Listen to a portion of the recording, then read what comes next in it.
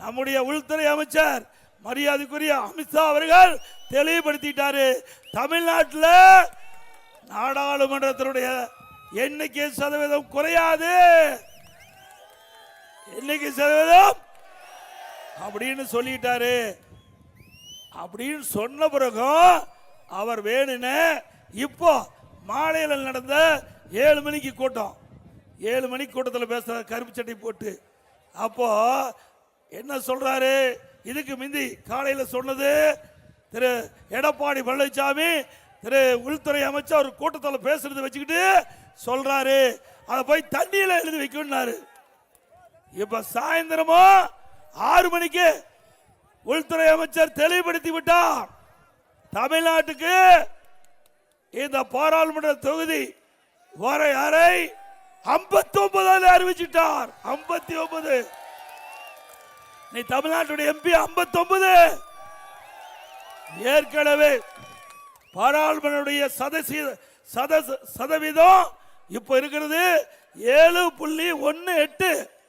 7. ஸ்டாலின் சொல்ல இது குறைஞ்சிரும் அப்படின்னு கருப்பு சட்டை போட்டுட்டு இருந்தார். இப்போ 7.23. 7. அப்ப 5 ஏறி போச்சு. 5 ஏறி போச்சு. சட்டை கழட்டிட வேண்டியதானே? சட்டை போட்டுட்டு தெரியலாமா? நான் காலையில் சொன்னது உண்மையாயிட்டது இல்ல? சரி, ஒரு நாட்டினுடைய முதலமைச்சர் 6 மணிக்கு பாராளுமன்றத்தில் உள்துறை மந்திரி பேசிட்டாரு. அதுக்கு பிறகு கருப்பு சட்டை போட்டுக்கிட்டு 7 மணிக்கு எடப்பாடி பழனிசாமியுடைய பேச்ச தண்ணீர் எழுதி வைக்கிறார். ஏப்பா, நான் எத்தனை முறை தான் தொண்டை காய கத்துறது? ஏப்பா, நான் தான் இல்லைன்னு சொன்னேன். ஆனா நீங்க திரு ஸ்டாலின் இல்ல எடப்பாடி பழனிசாமி வேணுமென்றே திட்டமிட்டு தமிழகத்தை வஞ்சிக்கிறார், இன்னைக்கு மத்தியில் இருக்கின்ற ஆட்சியாளருக்கு அடிமை அப்படியெல்லாம் பேசிட்டு இருந்தார். நான் இல்லவே இல்லை. ஏற்கனவே உள்துறை அமைச்சர் தெளிவுபடுத்தி விட்டார். தமிழ்நாட்டில் நாடாளுமன்ற தொகுதியுடைய எண்ணிக்கை குறையாது, ஏற்கனவே இருக்கின்ற சதவீதத்துக்கு குறையாதுன்னு சொல்லிட்டார். அப்படின்னு சொன்ன பிறகும் இப்ப கருப்பு சட்டை போட்டுக்கிட்டு 6 மணிக்கு சொல்லி 7 மணிக்கு பேசுறீங்க. அப்படின்னு அந்த நாட்டினுடைய தமிழ்நாட்டுடைய நிலைமை என்ன? ஒன்னும் தெரியாத முதலமைச்சர் தானே. உங்களுக்கு உளவுத்துறை இருக்குல்ல, உளவுத்துறை கையில் இருக்குதுல்ல, உளவுத்துறை என்ன சொல்லிருக்கணும்? கருப்பு சட்டை கழட்டிருங்க. உண்மையான அரசாங்கமா இருந்தா கருப்பு சட்டை கழட்டிருங்க. நீங்க வைத்த கோரிக்கை இல்ல நிறைவேற்றிட்டாங்க, அதுக்கு மேல நிறைவேற்றிட்டாங்க. நீங்க என்ன நினைச்சீங்களோ அதுக்கு மாறா மத்திய அரசாங்கம் எல்லாம் சமமா, இந்தியாவில் இருக்கிற அனைத்து மாநிலத்துக்கும் சமமா தமிழ்நாட்டில் நாம என்ன கோரிக்கை வச்சோமோ அது நிறைவேற்றப்பட்டு விட்டது. ஆகஸ்ட் ஸ்டாலினுடைய முகத்தில் கரி பூசியாச்சு. திமுக தலைவர் இன்றைய முதலமைச்சர் ஸ்டாலின் அவருடைய கூட்டணி கட்சி தலைவர் அறிக்கை மேல அறிக்கை தினம் ஓடிட்டு இருந்தது. இன்னைக்கு போறோம் அதுக்கு பூரா முட்டுப்புள்ளி வச்சாச்சு. திரு ஸ்டாலின் அவர்களே, அண்ணா திமுகவை நீங்க பலவீனமா நினைக்காதீங்க. அண்ணா திமுக தொண்டன இருக்கிற வலுவு கூட உங்களுக்கு இல்ல. அண்ணா திமுக தொண்டனுக்கு இருக்கிற வலுவு கூட முதலமைச்சருக்கு இல்ல. புரிஞ்சு பேசுங்க. நீங்க சொல்ல மாதிரி இந்த மங்குனியா இருக்கிற காரணத்துலதான் 6 மணிக்கே உள்துறை அமைச்சர் நாடாளுமன்றத்தில் தெளிவா சொல்லிட்டார். அதுக்கு பிறகு என்ன பண்ணணும்? உடனே ஆளுங்கட்சியில் இருக்கிற முதலமைச்சர் உளவுத்துறையின் மூலமாக இல்லது ஏதாவது 37-39 பேர் எம்பி இருக்காங்கல்ல, ஒருத்தராவது சொன்னாங்களா? ஒருத்தராவது முதலமைச்சர்கிட்ட தொடர்பு கொண்டு ஐயா இப்படி இல்லை, நாம நினைத்ததை விட கூடுதல் சதவீத இடம் கிடைச்சிருக்குது அப்படின்னு ஒருத்தராவது சொல்லியிருக்காங்களா? அங்க வேஸ்ட் லக்கேஜ் எல்லாம் 39 பேரும் போய் பெஞ்ச தேய்ச்சிக்கிட்டு இருக்குது. 39 எம்பி நாடாளுமன்றத்தில் பெஞ்ச தேய்க்கிறது கரெக்ட். நினைச்சு பாருங்க. இந்த 39 எம்பி எப்ப பார்த்தாலும் ஸ்டாலின் சொல்றார் 2024 எங்கள் திராவிட முன்னேற்ற கழக தலைமையில் அமைக்கப்பட்ட கூட்டணி 39 இடத்துல வெற்றி பெற்று சொல்றார். என்ன செஞ்சாரா? ஓட்டு போட்ட மக்களை நினைச்சு பாத்தீங்களா? இங்க மத்திய இணையமைச்சர் மரியாதைக்குரிய சகோதரர் முருகன் தான் வந்திருக்காரு. சட்டமன்றத்தில் பெண்களுக்கு 33% இடஒதுக்கீடு. 33% நீண்ட காலமாக பெண்கள் வைத்த கோரிக்கை. இன்றைக்கு அவளுக்குன்னு தனி பிரதித்துவம் வேண்டும் என்று இதையெல்லாம் அறிந்துதான் இதே புரட்சி தலைவி அம்மா அவர்கள் இருக்கின்ற பொழுது இன்றைக்கு உள்ளாட்சியில் 33% 50% உயர்த்தணும். உள்ளாட்சியில் 50% உயர்த்தணும். அதே போல இதே புரட்சி தலைவி அம்மா இருக்கும்போது நான் எம்பியா இருந்தேன். அப்ப அம்மா 98ல் நம்முடைய நாடாளுமன்றத்திலும் சட்டமன்றத்திலையும் 33% பெண்களுக்கு இடஒதுக்கீடு வேண்டும் என்று அப்பொழுது இருந்த நம்முடைய அண்ணன் தம்பித்துறை அவர்கள் சட்டத்துறை அமைச்சராக இருந்தார். அப்போ மறைந்த வாஜ்பாய் அவர்கள் பிரதமர் இருந்தார். அந்த காலகட்டத்தில் நாடாளுமன்றத்தில் இந்த மசோதா கொண்டு வந்தாங்க. இந்த நம்முடைய மகளிருக்கு 33% இட மசோதாவை கொண்டு வந்தது அண்ணா திமுக இருக்கிற காலம், அம்மா காலம். அப்ப கொண்டாந்து பாரதிய ஜனதாவுடைய கட்சியில் இடம்பெற்றிருந்தோம். பாரதிய ஜனதா ஆட்சி அந்த காலகட்டத்தில் 98ல் மறைந்த போற்றுதலுக்குரிய வாஜ்பாய் அவர்கள் பாரத பிரதமர் இருந்தார். இது எல்லா கட்சியிலும் ஆலோசனை நடத்தி அந்த மசோதா கொண்டாந்து நம்முடைய சட்டத்துறை அமைச்சராக திரு தம்பித்துறை அவர்கள் அந்த மசோதாவை படிச்சுட்டு இருக்கும்போது உடனே முலாயம் யாதவ் அந்த கட்சியில் இருந்து வந்தவர் நாடாளுமன்றத்தில் அதை பிடுங்கி கிழிச்சு வச்சுட்டார். நாடாளுமன்றத்திலேயே பிடுங்கி 4 முனை கிழிச்சு வச்சுட்டாங்க. அப்பவே நின்று போயிட்டது. அதை இப்பொழுது இருக்கின்ற பாரத பிரதமர் நரேந்திர மோடி அவர்கள் அம்மா கொண்டு வந்து நிறைவேற்றிருக்கார். நல்ல பேர் வச்சிருக்கிறீங்க. 10 ரூபா 10 ரூபா அப்படிப்பட்டவர் உங்க மாவட்டத்தில் விடலாமா? அவர் ஓட ஓட விரட்டுவீங்களா? அவரை மட்டும் தப்பி தவறி நீங்க விட்டுட்டீங்க, கோவை மாவட்டம் மம்போடு போயிடும். நான் ஏற்கனவே அங்க பேசும்போதே சொன்னேன், இந்த கொரோனா காலம் உங்களுக்கு நல்லா தெரியும். கொரோனா வைரஸ் பாதிக்கப்பட்டா உயிருக்கே ஆபத்து ஏற்பட்டுரும். அப்போ அது கூட நம்முடைய பாரத பிரதமர் நரேந்திர மோடி மருந்து கண்டுபிடிச்சு குணப்படுத்துறதுக்கு செஞ்சார். ஆனா இப்போ இந்த நம்முடைய கோவை தெற்கு சட்டமன்ற தொகுதியில் வந்திருக்கிற அந்த கொரோனா சாதாரண கொரோனா இல்ல, அதுக்கு மருந்தே இல்ல. அந்த வைரஸ் தாக்கப்பட்டுட்டா இந்த கோவை மாவட்டம் அதோட போயிடும். ஏன்னா கரூர்ல முடிச்சு கட்டிட்டாரு. கரூர்ல இப்ப எங்க வந்துட்டாரு? உங்க மாவட்டத்துக்கு வந்துட்டார், கோயம்புத்தூர் மாவட்டம் வந்துட்டார். இந்த அதிகாரிகள் டிரான்ஸ்பர் மாதிரி அங்க டிரான்ஸ்பர் ஆகி இங்க வந்திருக்கார். நல்லா சிந்திச்சு பாருங்க. நல்ல மனிதராக இருந்தால் ஒரு சட்டமன்ற உறுப்பினர், ஒரு அமைச்சராக இருந்தவர் தன்னுடைய சொந்த தொகுதி விட்டுட்டு வெளியே வருவாங்களா? நான் இப்ப 11வது முறையா எடப்பாடியில் நிக்கிறேன். 11வது முறையா நிக்கிறேன். ஆரம்பிச்சார் தொண்டாமுத்தூர்ல ஆரம்பிச்சார் வேலுமணி நிக்கிறாரு. உன்னால நிக்க முடிஞ்சுதா? அங்க ஓட ஓட விரட்டி இங்க கோவை தெற்கு சட்டமன்ற தொகுதிக்கு வந்து நிக்கிறாரு. நல்லா சிந்திச்சு பாருங்க. நான் விளையாட்டா சொல்லிங்க, சாதாரண ஆள்லிங்க. எல்லாத்துக்கும் ஆண்டவன் மூளை படைச்சிருக்காரு, அவருக்கு தனி மூளை படைச்சிருக்காரு. அவருக்கு என்ன, எல்லாரும் நல்லது செய்யறதுக்காக ஆண்டவன் நமக்கு இறைவன் மூளை பிடிச்சிருக்காரு.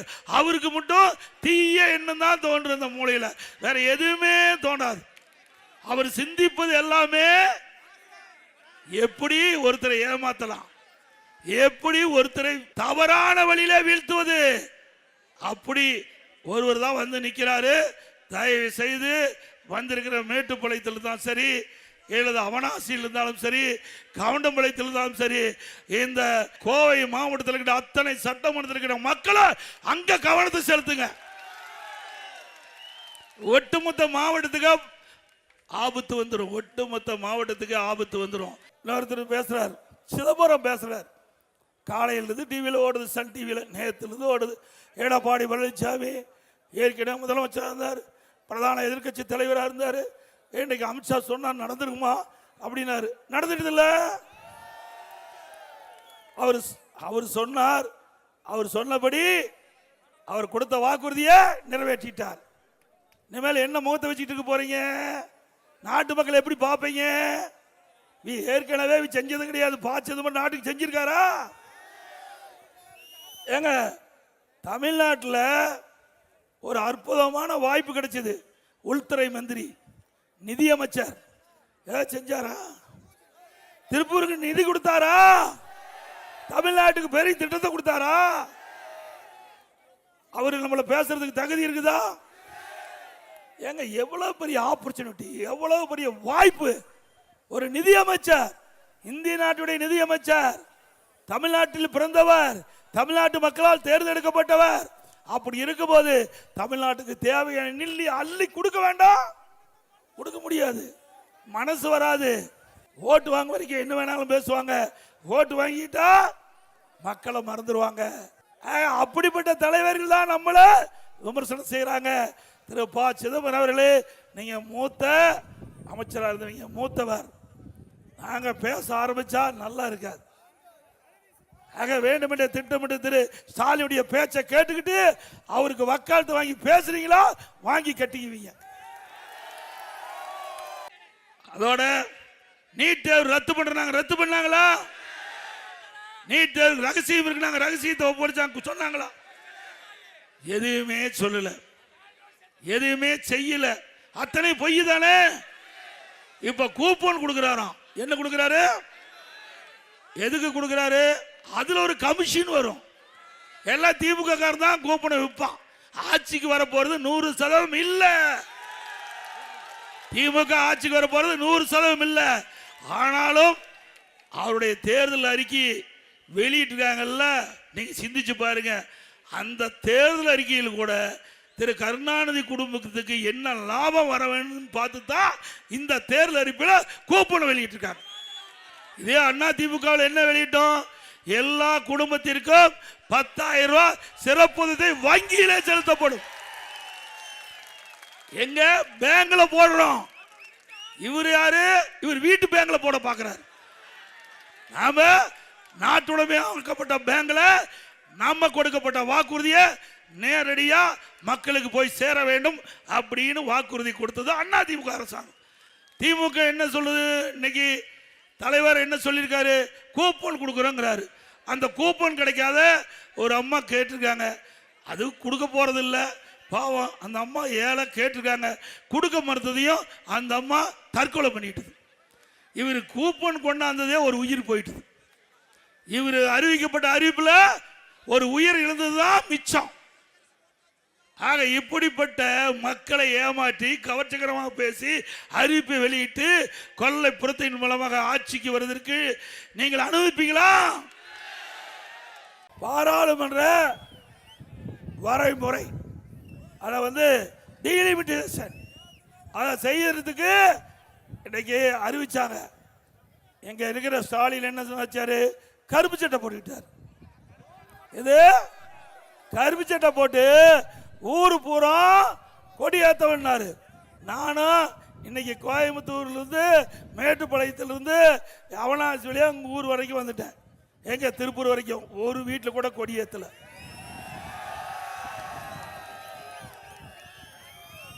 எதுக்கு? தமிழ்நாட்டுடைய நாடாளுமன்றத்துடைய எண்ணிக்கை குறைஞ்சு போயிடும் அப்படின்னு சொன்னார். நான் ஏற்கனவே தெளிவுபடுத்தினேன், காலையிலேயே பேசினேன். கோயம்புத்தூர் கூட்டத்தில் அறிவிச்சார் திரு வேலுமணி அவர்கள்.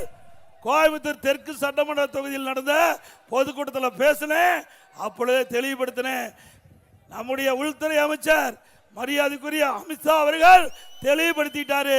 தமிழ்நாட்டில் நாடாளுமன்றத்தினுடைய எண்ணிக்கை சதவீதம் குறையாது, எண்ணிக்கை சதவீதம் அப்படின்னு சொல்லிட்டாரு. அப்படின்னு சொன்ன பிறகும் அவர் வேணுன இப்போ மாலையில் நடந்த 7 மணிக்கு கூட்டம், 7 மணிக்கு கூட்டத்தில் பேசுறாரு கருப்பு சட்டை போட்டு. அப்போ என்ன சொல்றாரு? இதுக்கு முந்தி காலையில் சொன்னது திரு எடப்பாடி பழனிசாமி திரு உள்துறை அமைச்சர் ஒரு கூட்டத்தில் பேசுறது வச்சுக்கிட்டு சொல்றாரு, அதை போய் தண்ணியில் எழுதி வைக்கணும்னாரு. ஸ்டாலின் இன்றைக்கு கருப்பு சட்டை போட்டுக்கிட்டு இருக்காரு. திரு ஸ்டாலின் அவர்களே, மே 4ஆம் தேதிக்கு பிறகு கருப்பு சட்டை போட்டுக்க.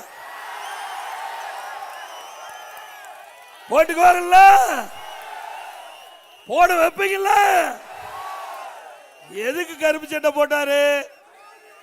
இன்றைக்கு நம்முடைய இதயம் புரட்சி தலைவி அம்மா அவர்கள் பெண்களுக்கு 33% இட ஒதுக்கீடு சட்டமன்றத்தில் நாடாளுமன்றத்தில் வேண்டும் என்று முதல் குரல் கொடுத்த கட்சி அதிமுக கட்சி.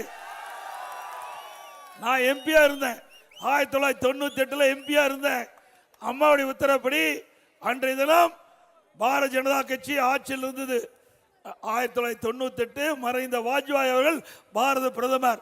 அன்றைய தினம் அம்மாவுடைய வேண்டுகோளை ஏற்று பாரத பிரதமர் மரியாதைக்குரிய வாஜ்பாய் அவர்கள் இந்த 33% இடஒதுக்கீடை நிறைவேற்றலாம் சொல்லி நம்முடைய அதிமுக கட்சி சேர்ந்த அண்ணன் தம்பித்துரை அவர்கள் சட்டத்துறை அமைச்சராக இருந்தார். அப்பொழுது அந்த மசோதாவை நாடாளுமன்றத்தில் தாக்கல் செய்கின்ற பொழுது இந்தியா கூட்டணியில் அங்க வைக்கிறாங்களே முலாயம் சிங் யாதவ் அவருடைய கட்சி சேர்ந்த எம்பி வந்து நம்முடைய சட்டத்துறை அமைச்சர் அண்ணன் தம்பித்துறை கையில் மசோதாவை படிச்சுக்கிட்டு இருக்கும்போது பிடுங்கி கிழிச்சு வச்சுட்டார். அப்ப நின்று போச்சு. மாண்புக அம்மா அவர்கள் அப்பொழுதே பெண்களுக்கு 33% இடஒதுக்கீடை கொண்டு வந்த பெருமையை சேர்த்தவர் அம்மா.